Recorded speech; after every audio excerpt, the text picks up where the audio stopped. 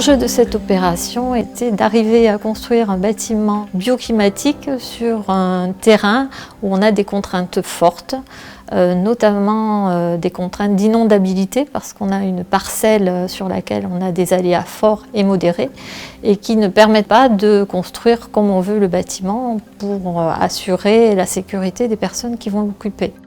Le plus grand défi technique sur ce projet était de faire en sorte que toutes les contraintes que l'on avait sur le site, canicule, hydraulique, sismique, fonctionnelle, soient traitées dans un bâtiment cohérent et ne soit pas justement une réponse qui soit l'accumulation de réponses point par point à différentes problématiques. Pour un bâtiment qui est construit en zone inondable, il y a deux paramètres importants. Le premier, c'est de pouvoir mettre en sécurité les personnes qui sont dans le bâtiment en cas de crue. Pour cela, on a mis le bâtiment sur pilotis et on l'a surélevé au-dessus des plus hautes eaux connues en cas d'inondation.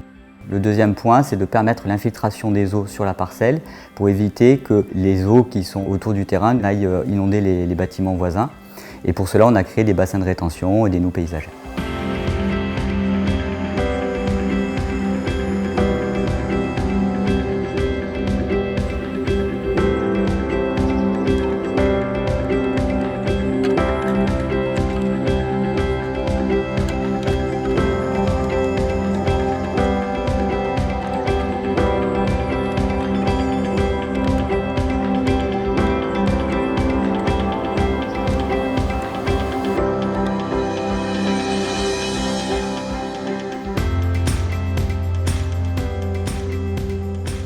L'idée, c'était que l'opération n'ait aucun impact sur les avoisinants, à la fois sur les hauteurs d'eau en cas d'inondation et aussi sur les vitesses d'écoulement.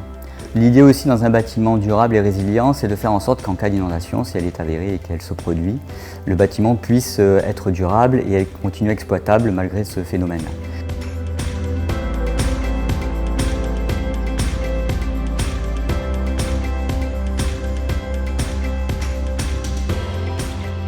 Pour lutter contre la canicule, on travaille sur plusieurs paramètres. Le premier, c'est les apports solaires qu'on essaie de limiter au maximum en mettant des protections solaires sur les fenêtres ou les verrières. On peut le voir ici sur la rue centrale où la verrière est complètement protégée par des brise-soleil extérieurs ou par des stores extérieurs, des résilles, des brise-soleil motorisés pour les parties verticales des fenêtres. On a travaillé sur aussi l'inertie thermique avec des matériaux qui ont une inertie importante comme le béton.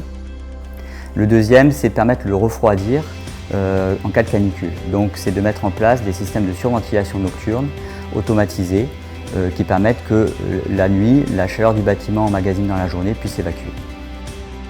La labellisation d'un bâtiment durable Occitanie niveau or demande de traiter de nombreux paramètres. Bien sûr, la performance énergétique du bâtiment, son comportement thermique en termes de chaleur et de froid, mais aussi plein d'autres paramètres, comme par exemple l'utilisation de matériaux biosourcés, comme les isolants en laine de bois, paille ou l'utilisation de bois. Mais également traite par exemple du transport. Est-ce que le bâtiment est facilement desservi par des transports en commun ? L'impact financier n'est pas neutre sur ce type d'opération, bien évidemment, mais derrière, il y a une vraie volonté politique de faire une opération vertueuse d'un point de vue environnemental. Et sur le long terme, le souhait, c'est de récupérer notre investissement sur l'exploitation.